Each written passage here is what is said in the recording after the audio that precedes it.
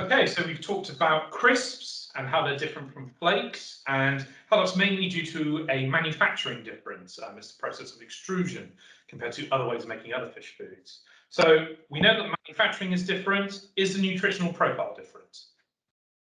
The nutritional profile is subtly different, but that subtle difference is really quite important. And that subtle difference comes back to the way the foods are manufactured, rather than just sort of being led by the what the fish needs. So if we look at flakes, flakes then are slightly higher protein at 48%, and slightly less fat at 8%. Whereas with crisps, we've dropped the protein a little bit and upped the fat. Now, this is a well-known effect in fish nutrition circles. It's called the protein sparing effect, because fish use protein for two things. They use it for growth and repair, which is those two things are one thing, and then they also use protein for energy. Fish don't use carbohydrates for energy as much. Most of their energy comes from fat and from protein. They will preferentially use protein as a energy source, but they can quite easily use fat. And if we then try and skew the fish to using fat as an energy source, then it's going to use more of that protein for growth.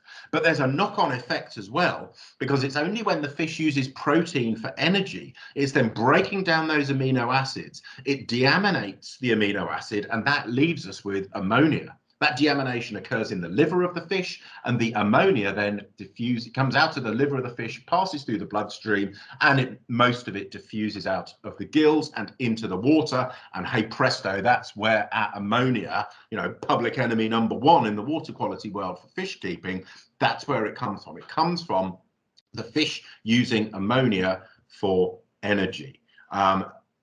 When the fish uses fat for energy, there's no nitrogen in fats, so no ammonia is produced.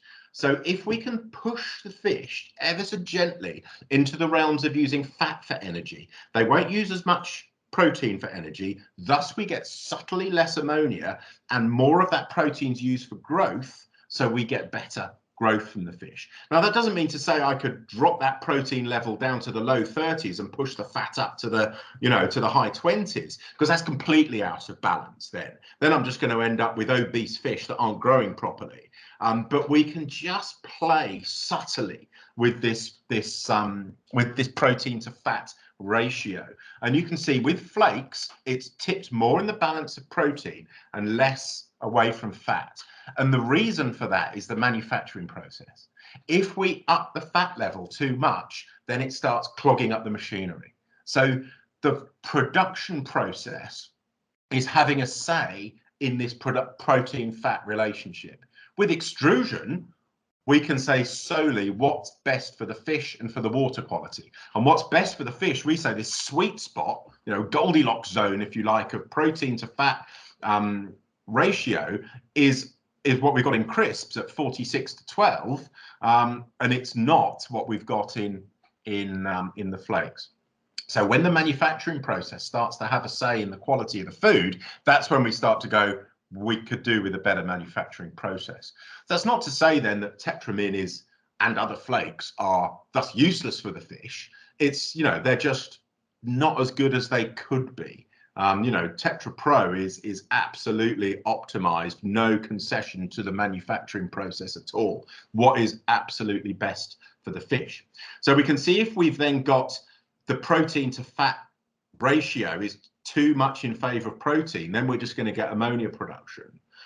If we've then got it too low the other way, we've got excess fat deposition and we're not getting as much growth. That excess fat deposition means way more than just obese fish, because if we start feeding the fish lots of fats, the fish, it will start building up its fat reserves, but it'll also start depositing fats on things like the liver and the kidney and the gonads and things. And those, for a fish on a fish farm that doesn't live very long, that probably doesn't matter too much. But in the ornamental fish world, we're concerned with longevity.